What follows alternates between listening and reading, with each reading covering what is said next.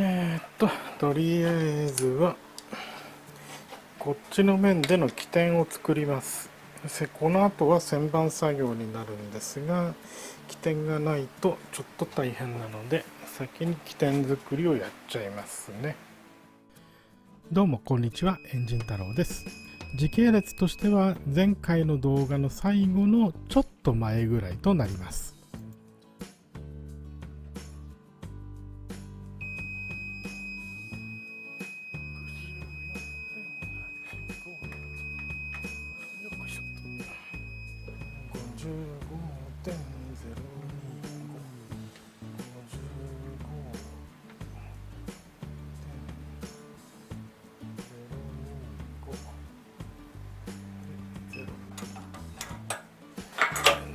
ミルへの付け替えと付け替えて、ここの部分にちょっとだけ平らな部分作りますね。で X を0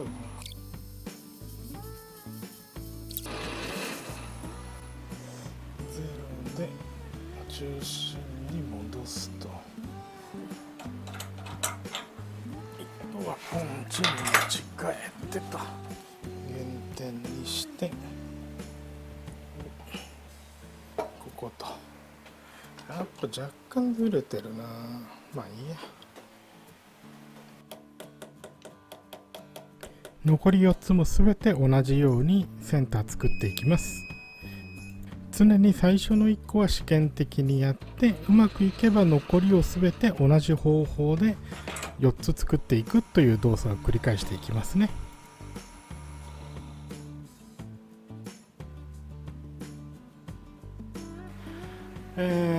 ここは半球形というかアーチ状に成形していくので、専用のバイトが必要ですね。姿バイトでやっていく予定です。バイトの素材はこちらになりますね。まあ余ってたなんか鉄です。これに新炭かけて最後はバイトとする予定です。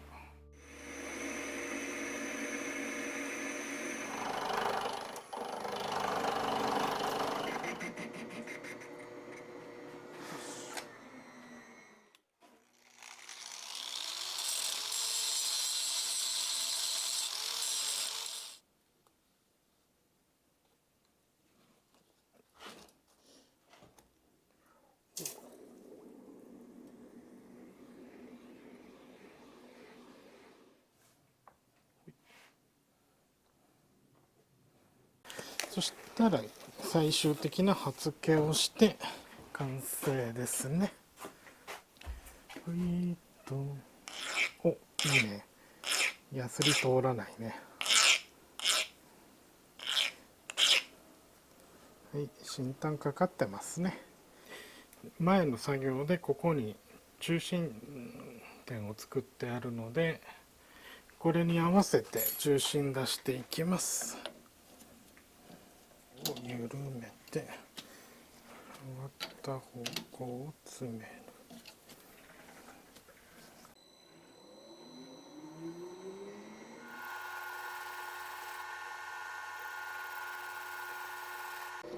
ここから姿バイトでの成形となるんですが、バイトの刃自体はかなり鋭くしてあります。なので最初の1ミリぐらいは特に問題なく切れ込んでいったんですが、その後当たり面積が増えるとどんどん進まなくなってしまいますね。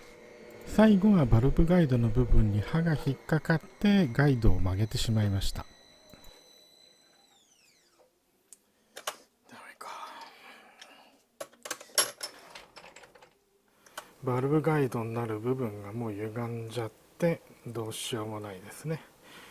ここを姿バイトで一気に削ろうとしたんですが、切削負荷が大きすぎて無理でしたね。なのであと4つ、残りは4つしかないので、もうこれで失敗はできなくなりましたね。参りました。とりあえずは、残った4つを進めていくんですが、半球状の燃焼室の成形は諦めて、円錐型、台形円錐というか円錐の頭を平らにしたようなものをやっていこうと思います。それだったらなんとか形になるんではないかと思います。燃焼室の形状を半球型から、円錐台形とでも言うんですかね、円錐の頭を切ったような形ですねに設計変更したので、その加工を進めていきます。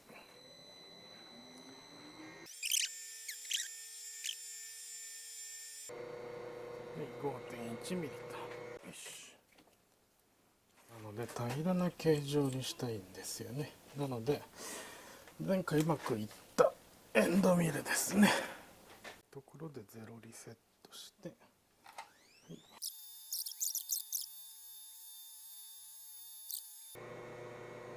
5.22 と、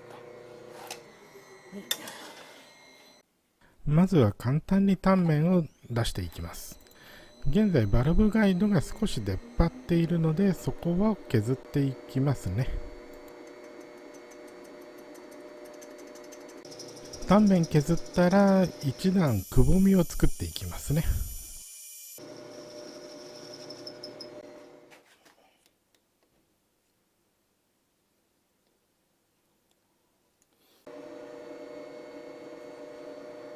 そしてここからは斜め削りとなります。台形円錐の肩の部分というんでしょうかね、斜めの部分を削っていきます。もう予備のヘッドもなく失敗はできないので、1回の削り量はかなり少なめでやっております。なのでちょっと削るだけなんですが、結構時間かかってますね。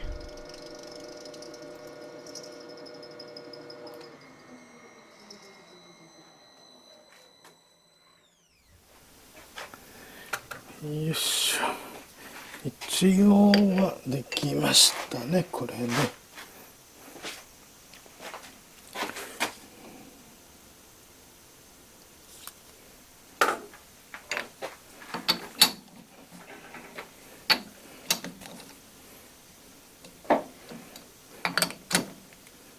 よいしょ。はい、燃焼室成形できました。まあ本当はね、球形にしたかった、半球型にしたかったですが、まあしょんないですね。できなかったものはしょんないので妥協します、この辺は。あとはバルブシートのすり合わせなんかはこの後まだやっていくんで、あとですね、この辺はまあなんとか1個できてよかった。このやり方ならなんとかなりそうです。ではどんどん進めていきます。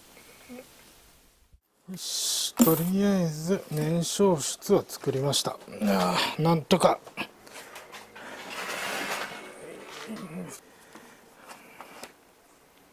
こんな感じですけど、まあここがどっちかっていう、次はポートですね。インレットポートとエキゾーストポートをやっていくんですが、これも結構段取りめんどくさいですね。ネジはこの面に対して垂直に、ポートは傾斜がついてっていう感じですね。とにかくではやっていきますか。はい、まずはテストとして毛書き、失敗したヘッドで毛書きなどをしたので、これでやっていきます。吸気ポート製作していきます。まずはこれを垂直にセットしなくてはいけませんね。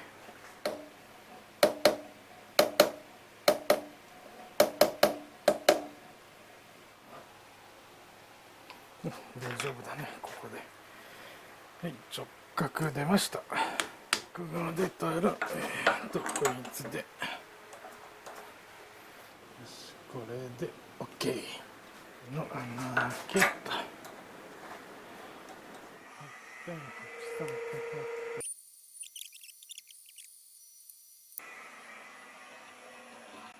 タップした穴と、こ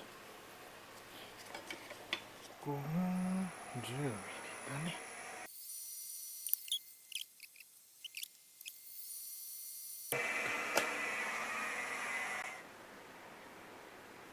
最後にタップを立てていきます。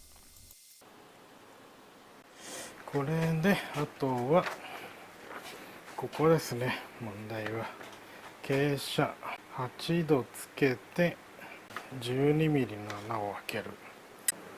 90度から8度引くと82度。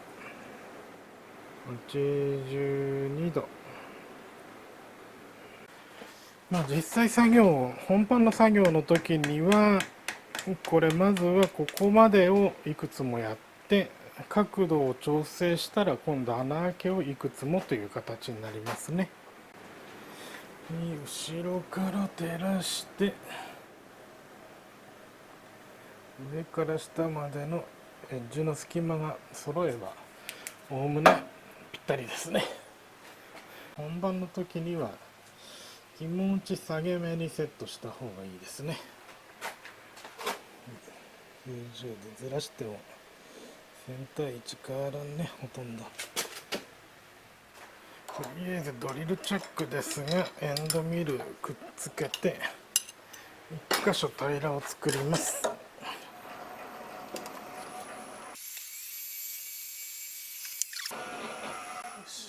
平らな部分ができたら基本通りセンタードリルをやっていきます。センタードリル終わったらまず細めの穴で貫通させますね。手持ちのドリルチャックでは 8mm 以上は加えられないので、エンドミルを改造したものを使っていきます。中古のエンドミルをドリル風に研いだものですが、意外と使えます。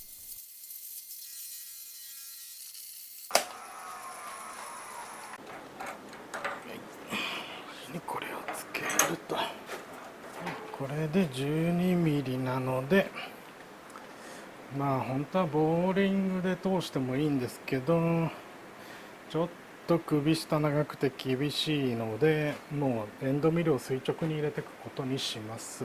下穴 10mm 空いてるんでそんなに大変じゃないはずですけど、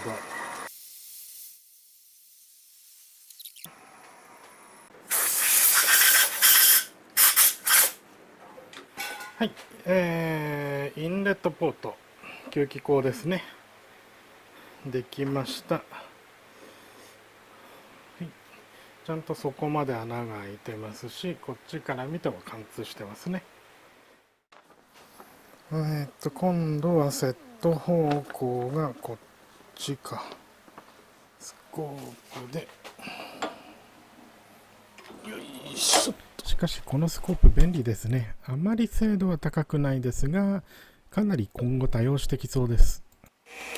まずは駅間に取り付け用のネジ穴から作っていきます。センタードリル、下穴ドリル、タップという順番ですね。もうこれは定番ですね。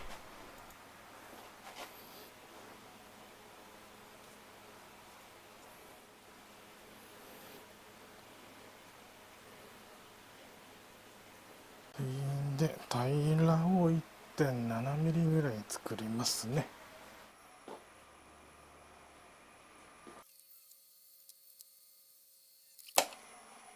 座標を動かさないようにポンチを一回打っときます。これが、マニホールド開ける時の起点になりますね。あとはガスケットを取り付けるための深さ 1.5mm の座繰りをしていきます。シュバーに切り替えて、ここは 18mm のエンドミル持っていればそのままいったんですが、手持ちがないのでボーリングバーで少しずつ掘ることにしました。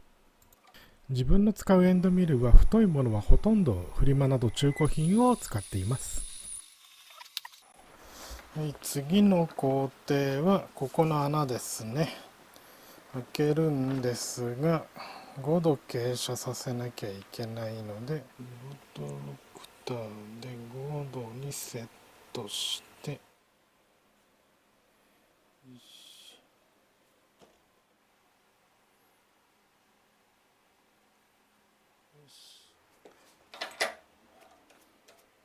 はい、こ今度こっちの貫通穴は見えるので少し楽ですね。手順としては先に作ったインレットポートと同じですね。平らをまず少し作ってセンタードリルでもみ付けをします。そしたらそれを元に細いドリルで貫通穴を下穴を開けて自作のドリル風エンドミルに付け替えて穴を拡大していきます。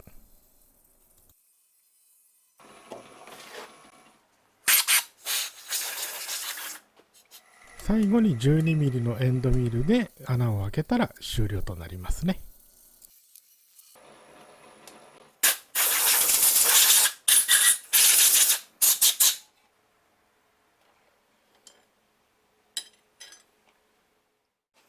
はい、どちらも穴開きましたね。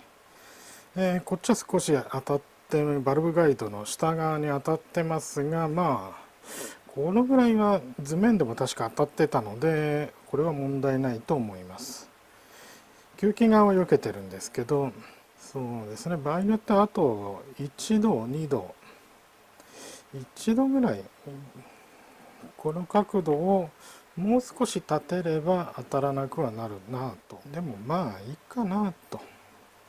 このぐらいでここは当たっても問題はないと思うので、結構いい感じだと思うんですけどね。とりあえずこれがうまくいったので他も全部同じ処置をしてきます。まずは青ニスで毛書きですね。ここからは一気に4個同時制作となります。6干渉室を下にして14.26。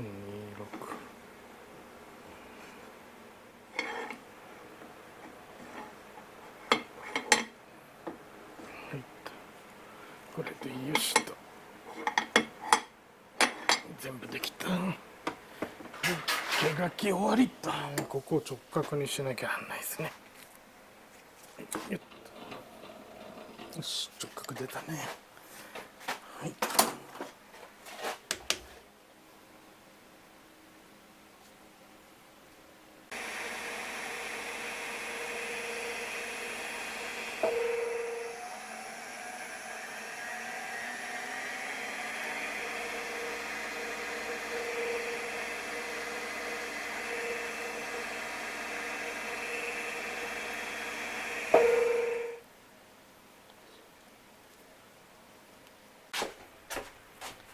はい、4つ全部とりあえずはボルト穴開けました。あとは先端、真ん中のマニホールド部分ですね。今からやっていきます。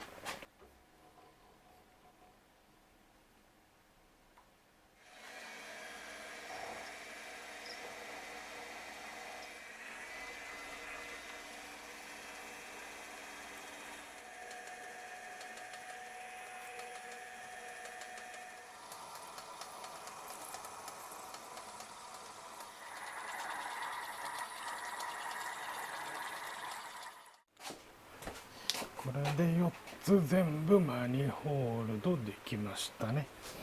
はい、最後の1個終わって全部できました。これで吸気側の加工は終わりとなります。吸気終わったので排気ポート側ですね。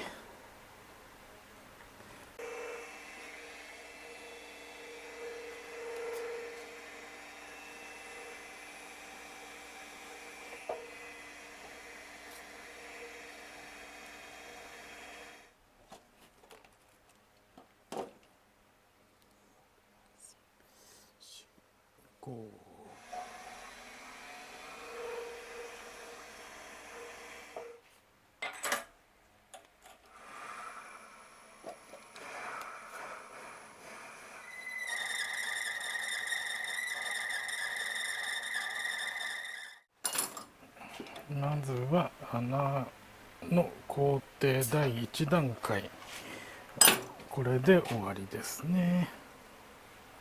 よいしょ。どうでしょうかね。こんな感じでできました。次はバルブシートに向かって貫通穴開けてきます。はい、4つ揃ったとこはこんな感じですね。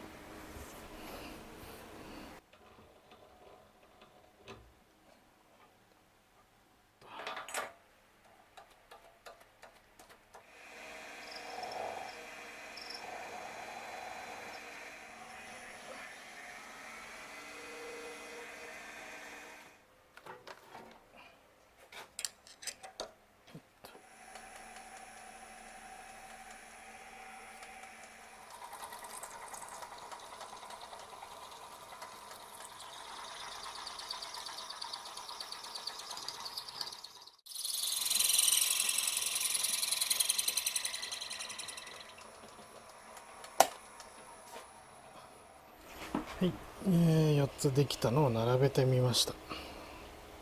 まあいい感じではないかと。インレットポートもうまくいきましたね。いやー、4つあると結構時間取られますね。思った以上に時間がかかります。なんとか今回の加工すべきところは一通り終わりました。次回はどれにしようかなと。次回はどうしましょうか。バルブを作るか、それともシリンダーヘッド2階建てのカバーの部分、こちらを先行するか、どっちがいいかなと、まだ迷ってます。